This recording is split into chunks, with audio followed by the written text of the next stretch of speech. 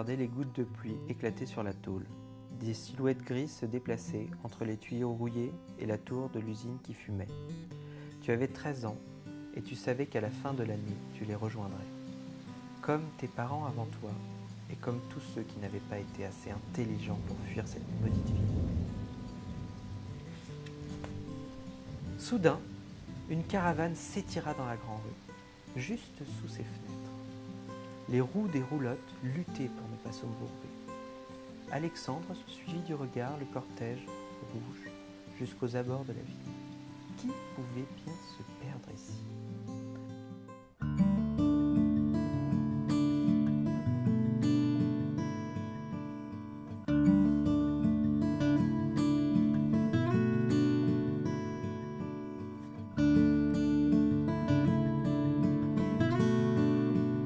Souvent, parfois, quand j'interviens dans les classes, on me parle beaucoup de ces histoires, de pourquoi est-ce qu'ils ont des grands yeux, pourquoi est-ce qu'ils ont des grosses têtes, pourquoi est-ce que... etc., etc. Alors c'est très marrant parce qu'à la fois on me dit ça, et à la fois aussi on me dit, c'est marrant, c'est des peintures hyper réalistes. On appelle ça styliser des personnages, c'est-à-dire ne pas forcément représenter la réalité exacte, mais une réalité interprétée. Et bien parce que je trouve ça beaucoup plus intéressant. Effectivement, comme le mot le dit, quand on interprète, on donne sa vision et on donne surtout quelque part, on peut mettre l'accent sur les choses d'un visage ou sur les éléments expressifs d'un visage qui nous intéressent. En fait, j'ai poussé le plus loin possible ma problématique qui a toujours été d'avoir des formes très stylisées avec des volumes réalistes. C'est-à-dire la façon dont les ombres sont placées, les volumes, on peut les voir. En fait, ce sont des personnages que je fais vraiment en volume, qu'on peut voir en 3D quelque part. Mais avec des formes qui ne sont pas du tout réalistes. C'est ça qui m'intéresse. Lorsque j'avais dessiné la ville d'Alexandre, là pour le coup j'ai fait vraiment une ville qui était extrêmement stylisée. C'est comme pour les personnages, c'est-à-dire que ce sont des formes qui ne sont pas réalistes. C'est une ville qui n'est pas réaliste dans ses proportions, dans ses formes, dans la façon dont elle est construite. En revanche, la lumière que je vais placer, les volumes que je vais placer, les ombres, vont donner un sentiment de réaliste, de quelque chose de vrai. Et ça, c'est important pour moi, c'est-à-dire j'ai besoin moi aussi d'y croire. J'ai besoin de me dire que je suis dans cette ville. Et c'est pour ça que tout va participer à ça, l'ambiance, voilà, la pluie, le machin. C'est des éléments qui vont amener comme ça à ce qu'on y croit. Pour moi, le dessin, c'est de la triche. C'est toujours de la triche. C'est-à-dire, c'est quelque part, on va forcer les choses, l'œil, à voir ce qu'on a envie qu'il voit. Tout le dessin doit être au service de ce qu'on raconte et de ce qu'on a envie, en fait, de faire passer comme message. Et là, tous les moyens sont bons. Et moi, je mets en place tout ce que je peux. Je mets la grosse cavalerie. J'essaye à chaque fois, si vous voulez, d'amener l'œil à voir ce que je veux qu'il voit, à éclairer la scène comme je veux. J'essaye de travailler la lumière un peu comme un chef opérateur dans un film. C'est-à-dire que vraiment, je vais éclairer les éléments qui me plaisent, que j'ai envie. Je vais gérer les flous comme j'ai envie. Et là, vraiment, ce qui est chouette avec le dessin, c'est ça, c'est qu'on a la maîtrise de tout. C'est-à-dire qu'on peut vraiment maîtriser et tordre la réalité autant qu'on veut. En général, je m'inspire pas mal du cinéma. Donc, sur cette image-là, je m'étais beaucoup inspiré de Métropolis, de Fritz Lang. Et je m'étais aussi pas mal inspiré d'un livre de Berne et Hilda Becher, qui étaient des photos comme ça. Alors, c'est dans la Ruhr, dans les années 70. C'est toutes les vieilles usines désaffectées. Et ça m'a beaucoup inspiré, là, on peut le voir. Hein. Bon, là, après, j'ai beaucoup joué sur les proportions, finalement. Elle est très grande, mais celle-là, elle est carrément titanesque. Hein. Elle fait, je sais pas, elle fait 1,5 km de haut. Voilà, c'était l'idée d'avoir une ambiance comme ça, très grise et en même temps, quelque part, très poétique. Le livre comme le Grimoire de sorcière, je vais m'inspirer effectivement de cet aspect très très vieux bouquin, des choses du Moyen-Âge. Tout l'aspect technique prenait naissance en fait dans la peinture classique et dans les choses comme ça. Là où l'univers plus général de l'album prenait plus inspiration. Il y a une scène, par exemple, une envolée de corbeaux, c'était clair, j'ai pensé à Hitchcock immédiatement. Il y a des scènes, même quand on les écrit, on y pense, on dit « ouais, je veux une scène comme ça ». Alexandre se cacha derrière une butte. Médusé, ébahi, il observait toute la troupe. Un homme si fort et si grand qu'il devait bien faire 2 ou 3 mètres, avec des bras plus gros que le garçon, soulevait d'énormes poutres, armoires et tonneaux, comme des sacs de plumes. Plus loin, des hommes de petite taille faisaient des acrobaties. Alexandre n'en croyait pas ses yeux. Il ne savait pas depuis combien de temps il était là lorsqu'il la vit sortir de sa roulotte. La petite gitane soutenait une grande dame, très maigre. La fillette portait un fichu sur la tête et une robe bariolée. Ses longs cheveux ondulaient jusqu'à sa taille. Elle avait le plus beau regard qu'il n'ait jamais croisé. Si beau qu'il ne put s'empêcher de baisser les yeux.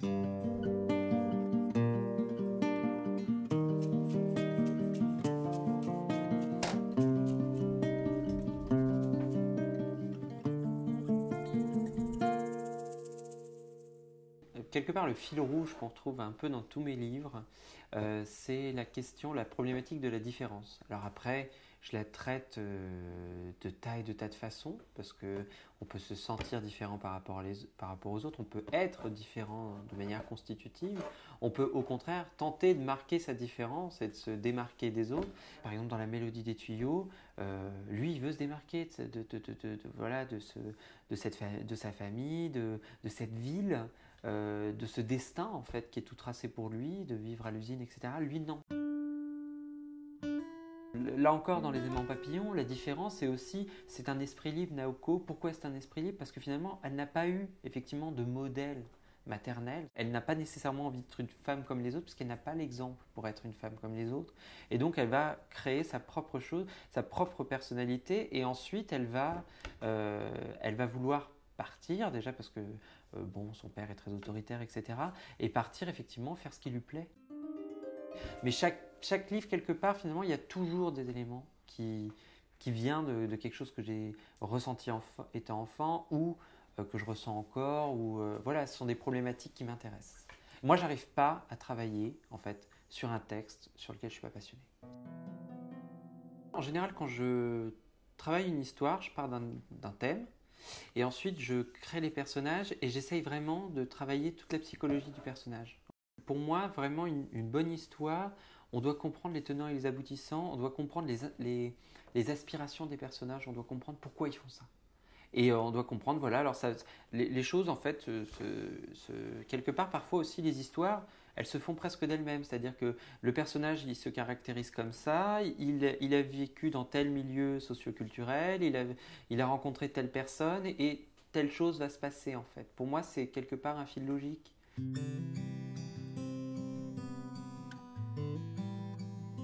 Hé les gars, faut se tirer, une sorcière nous a repérés, cria le petit chef en s'enfuyant avec la bande. Alexandre se raidit. Elle montait lentement la butte en le fixant de son regard noir. Arrivée devant lui, elle maugréa. « C'est toi qui les as ramenés? Qu'est-ce que tu fais à traîner ici depuis hier? Et alors, on est en République? Ça ne te donne pas le droit de nous espionner. » Ils s'observèrent en silence. Elle reprit, radoucie. « Je ne te fais pas peur? Alors viens, puisque tu es si curieux. » Elle lui prit la main. Alexandre se laissa emmener sans dire un mot. Sous le chapiteau rouge et or, il se sentit gêné. « Helena, que no devuelvas ahí » cria Hercule le géant. « Un petit paillot qui traîne par là depuis hier. » Après quelques explications, Helena lui présenta Frida, la femme à barbe, Marie et Annie, les sœurs siamoises, Pipo, Juan et Esteban, les Lilliputiens qui lui arrivaient à peine à la poitrine, et Félicie, une pauvre petite qui n'avait ni bras ni jambes et circulait sur une crinoline à roulettes. Elle lui présenta aussi sa mère, Apollonia. « Ma mère est voyante, ses yeux sont aveugles, mais elle sait lire au plus profond des cœurs. Moi, je suis Hélène, je fais danser les marionnettes. »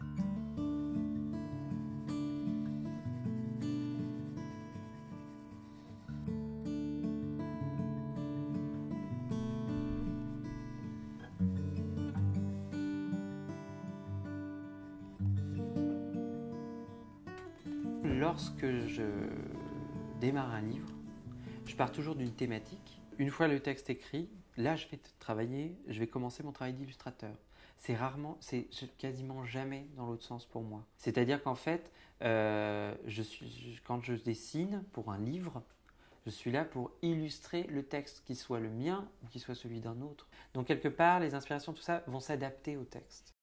On a fait 4 bouquins ensemble déjà, mais moi je me rappelle surtout d'un bouquin, qui était notre très gros projet, qui était Généalogie d'une sorcière, où vraiment on a eu un travail très intensif. C'est-à-dire que là vraiment, c'était comme en ce moment, c'est-à-dire j'étais en train de dessiner, Sébastien était là, et on devait écrire les textes quasiment en temps réel, parce que il y avait énormément de textes, il y a beaucoup plus que dans un livre habituel, il y avait 120 pages, donc il y avait pleinement illustré, avec 14 histoires en tout, et c'était un très très gros travail. Mais je pense que c'est l'un des livres où on a le plus progressé aussi, parce qu'il fallait assurer, quoi. Et, mais c'est vrai que... C'est vrai que c'est un livre qu'on aurait... Enfin, moi, personnellement, j'aurais pas pu le faire seul.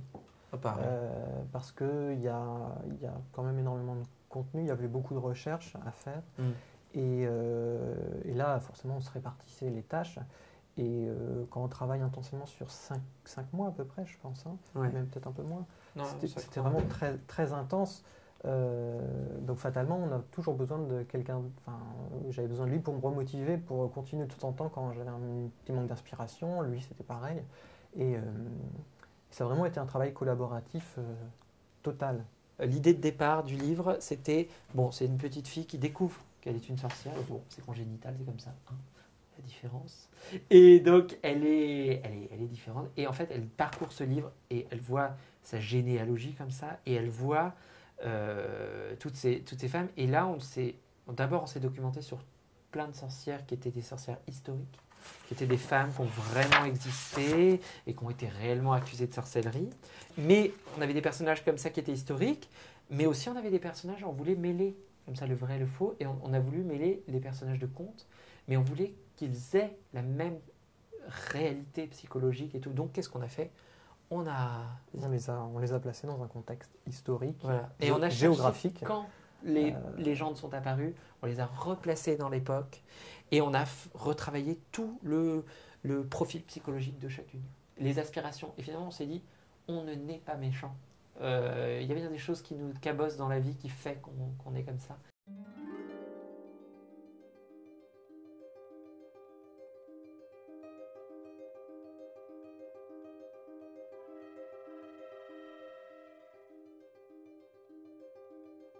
Mais là, justement, alors si on veut faire décaler, là, tu nous as mis à qui on brisa les ailes. Non, là, il faut trouver plus fort au niveau d'un désespoir, d'un amour absolu ou quelque chose. Moi, je le voyais plutôt dans le sens, les ailes. Il a brisé son cœur, mais pas ses ailes. Son cœur et ses ailes, parce que quand on est amoureux comme ça, on est un peu... Non, briser les ailes, c'est quand tu veux prendre ta liberté, on te brise les ailes. Mais là, est-ce que tu vas faire les ailes? Parce que dans ton ailes, combat... Oui, mais là, je fais les éléments plats, ceux que je vais peindre. Les ailes, il sont va en les relief. faire en volume, et voilà, je vais les on faire les aura à part. ici, on est d'accord. Il est jeune, c'est peut-être dans ça. Et dans cet appétit, mais aussi dans cette espèce d'énergie sans cesse en mouvement. Il radarise toutes les influences et tout ça, il les absorbe, il prend, il jette. Et dans son propre travail, il veut maîtriser aussi bien la technique en amont, la gestation, mais le suivi, le contrat, les droits étrangers, etc. C'est-à-dire toute la chaîne du livre, mais pas par une méfiance ou une suspicion de ses partenaires, juste parce que ça l'intéresse et parce qu'il est entier dans cette passion. Donc c'est peut-être dans cette passion-là qu'on se retrouve, parce que c'est un échange très intéressant. Avec la technique que j'ai, là, qui est une technique comme ça de jus, le problème c'est que il y a, par exemple sur les choses comme ça, là, va y avoir beaucoup de jeux de brillance ou des choses comme ça que les photographes ont beaucoup de mal à récupérer.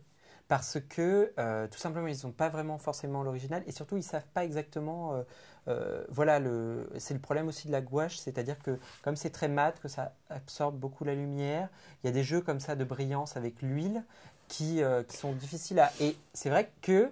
Ça rentre dans la technique, on va dire que c'est beaucoup d'énergie. À chaque instant, il faut surveiller chaque étape, et chaque étape a son importance. Donc c'est une petite aventure. Un livre peut être raté à tous les stades.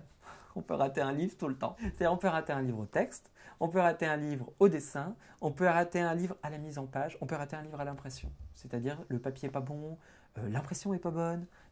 C'est pour ça que moi, à chaque étape, je laisse rien passer. C'est comme ça. Si jamais c'est pas bon, je peux juste m'en vouloir à moi-même. Je peux accuser personne. Donc c'est pour ça que je fais la maquette, je reprends les scans, je vais à l'impression, je choisis mes papiers, je choisis mes trucs. J'embête tout le monde. J'embête mon éditeur, j'embête les ingénieurs papier, j'embête absolument tout le monde. Mais parce que vraiment, voilà, je veux n'en vouloir qu'à moi et je veux au maximum pousser le livre exactement là où je voulais qu'il soit. Enfin, le grand soir. Pour la première fois, Alexandre allait jouer devant un vrai public. Les gradins n'étaient pas tout à fait pleins. Les musiciens entrèrent en scène, suivis d'Alexandre, qui était vert de trouille. Il ferma les yeux et se mit à jouer avec le pot et la moite.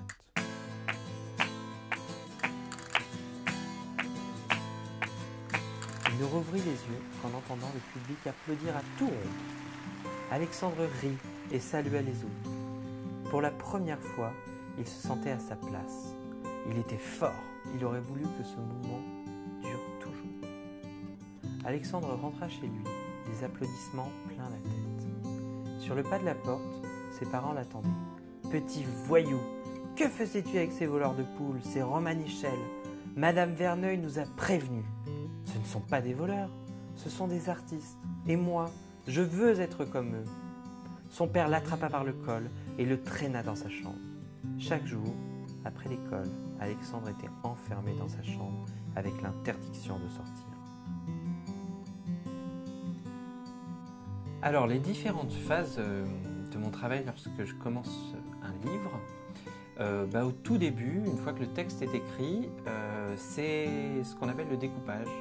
C'est-à-dire que c'est un moment où je vais choisir tous les plans qui sont dans le livre, où je prépare un petit chemin de fer au format homothétique, et puis je vais dessiner dedans en tout petit, voilà ce format timbre-poste, hein. Et de temps en temps, voilà, je tâtonne un peu. Alors pourquoi faire des dessins si petits ? Eh bien, tout simplement parce qu'en fait, lorsque on travaille en petit comme ça, on travaille beaucoup plus facilement les masses qu'en grand, où finalement on se perd facilement dans le détail, etc. Et en plus, ça va beaucoup plus vite, ça donc c'est beaucoup mieux. Et ça permet, une fois que je démarre les dessins en plus grand, je sais exactement où je vais et j'ai ma composition qui est prête. Une fois que j'ai fait le découpage, en général, je reprends ce découpage que j'ai fait et je prépare mon ambiance colorée. Tout comme avant de faire mon dessin en grand pour ne pas me tromper, je le fais en petit. Là, c'est pareil, je reprépare quand même toute l'ambiance colorée de l'album. C'est amusant parce que bon, j'ai pas ressorti ce découpage-là depuis longtemps et c'est amusant de voir les petites choses Mais finalement, je trouve que c'est vraiment assez proche en fait. Une fois que mon découpage couleur est terminé, à ce moment-là, je reprends les dessins en plus grand cette fois-ci, en abordant beaucoup plus de détails, vraiment, voilà, là c'est les vrais dessins.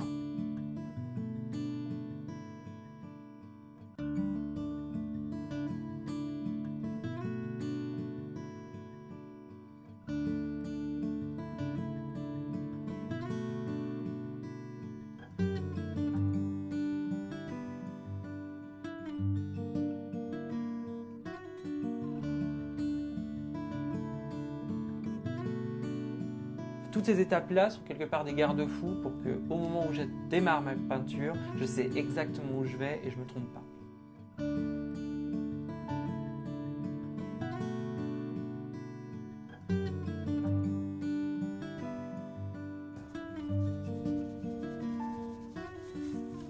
Je vais faire une technique pour les images peintes comme ça, qui va être à partir de gouache et ensuite de l'huile. Moi, je n'utilise pas une gouache très en pâte, j'utilise une gouache très en jus. C'est-à-dire qu'en fait, ce sont des jus successifs jusqu'à s'empâter un peu. Et une fois que toute ma gouache est terminée, quasiment l'image est terminée, sauf qu'après, je reviens à l'huile. Pourquoi je reviens à l'huile comme ça ? Parce que les pigments, la profondeur de la couleur est est beaucoup plus forte, je trouve, à l'huile. Par exemple, là, voilà, on a un rouge quasi vermillon, et je peux vous dire qu'il y a quand même pas mal de couches. Un vermillon très fort là, à la gouache, et là, il y a le même vermillon à l'huile. Bonjour. Salut Benjamin. Ça va? Et toi? Ouais. Pour la prochaine expo, je voyais bien des... là, comme j'ai des livres où il y a pas mal de scènes, mais avec quand même quelques portraits, je voyais bien justement faire une série de portraits comme ça, comme il y a beaucoup de choses autour des contes. Chaque image, quelque part, elles sont, tu vois, des trucs comme ça. C'est des images, celle-là, là, je suis en train de la finir. Ça, c'est, tu vois, c'est... Bon, là, il faut que tu imagines sur les ailes. Tu vois, c'est des choses qui sont beaucoup plus dans un esprit... d'une scène en fait. Donc c'était l'idée et je me disais que on pouvait vraiment mettre en scène ça comme des petits tableaux en fait. Ah, Plus que tu vois la suite, on a le temps. J'imagine en plus déjà les couleurs. Ça arrive. Mais je fais aussi des expos qui ne sont pas des expos ventes et qui sont des expos qui sont dans des bibliothèques ou dans des médiathèques ou dans des lieux d'exposition. Et là, je présente aussi mon travail. Il faut bien que j'ai des pièces à présenter. Et donc, je garde des pièces de chaque livre. Et là, c'est pour ça d'ailleurs que dans la prochaine expo, je vais faire des pièces pour l'exposition. Parce que j'ai envie de traiter des thèmes déjà que je ne traite pas dans les livres. Et j'ai envie de techniquement faire des choses différentes.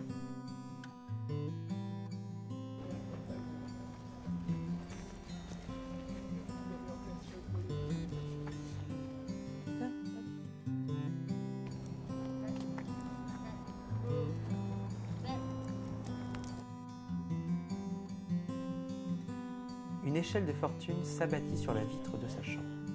Alexandre regarda en bas. Elena et ses cousins lui faisaient signe de descendre. Sans hésiter, il enjamba le rebord de la fenêtre. Le spectacle débuta. En entrant sur la piste, Alexandre aperçut ses parents dans les gradins, mais il ne fit mine de rien. La salle était bondée. Alors, oubliant tout, ses parents et même Elena, il laissa la musique l'envahir pour ne faire qu'un avec les musiciens. Chaque spectateur riait, dansait, claquait des doigts, et cette ville, si longtemps endormie, s'anima enfin sous le chapiteau. Un livre, ce n'est pas uniquement des illustrations et un texte, c'est aussi comment on va mettre les choses en parallèle. Finalement, dans les livres, voilà, il y a des typos très très différentes les unes des autres qui interviennent, même à l'intérieur, c'est-à-dire la façon dont on va le présenter. Ici, par exemple, voilà, il y a une espèce d'amorce comme ça, une ouverture de chapitre avec des ornementations, et puis ensuite il y a la typo, là il y a une lettrine avec une typo, et chaque typo en fait, je m'occupe toujours de ça pour tous mes bouquins, et c'est quelque chose qui compte beaucoup parce que pour moi ça participe complètement en fait au livre, et on ne va pas raconter non plus la même chose avec la même typo. Là on est avec une typo très très très élégante comme ça, très 19e, ici dans Cerise Griotte, on est quelque chose, là je voulais rappeler au contraire, les pots de confiture, et on a une typo comme le personnage qui est un peu lourd, un peu rond, on a une typo avec empattement. Et c'est pour ça d'ailleurs que souvent je dessine les typos, en particulier les typos des titres, pour vraiment être au plus près de l'ambiance du livre, et aussi pour pas que non plus que ce soit les mêmes typos que tout le monde. C'est un livre qui fait beaucoup peur aux parents, et c'est un des livres, lorsque je passe dans les classes, c'est un des livres qui plaît le plus. C'était un livre sur le souvenir. Et il y a des petites pages blanches avec des petits cadres vides pour que chaque enfant puisse poser quelque part son souvenir de son chien, de son chat, ou peut-être de sa grand-mère disparue, quelque part. Parce qu'un enfant, la première expérience du deuil qu'il a vers 5-6 ans, c'est la perte de son animal de compagnie. Et en général, le problème, c'est que il perd cet animal. Bon, les 15-20 premiers jours, ses parents sont là, sont tout tristes avec lui. Puis au bout d'un moment, un adulte, il passe à autre chose, quoi. Et l'enfant, il ne sait pas quoi faire avec sa peine. Il ne sait pas comment faire. Il sait pas, c'est la première fois qu'il vit ça. Donc il ne sait pas qu'est-ce qu'il doit faire. Est-ce qu'il doit oublier? Est-ce qu'il doit... Et en fait, l'idée du bouquin, c'était de dire, voilà, tu peux écrire un petit poème, poser la photo, et il est quelque part. Je pense que c'est ça aussi le but d'un livre. Le but, c'est de faire réagir, c'est de faire réfléchir, c'est de faire penser, c'est de provoquer quelque chose. Si c'est faire un livre pour faire un lieu commun et le rajouter aux centaines d'autres livres qui ont traité du sujet, tant pis, vaut mieux pas le faire, quoi. La chanson terminée, la salle se leva et éclata en un tonnerre d'applaudissements. Alexandre cherchait Elena. Elle courut se jeter dans ses bras. Il n'avait jamais été si heureux. Le chapiteau se vida peu à peu. Il ne restait que Georges et Lucienne, qui s'avancèrent lentement. Alexandre redoutait leur réaction. Sa mère le serra dans ses bras et son père lui dit « C'est des beaux fistons ». Et, dans leurs yeux, pour la première fois, il lut de la fierté.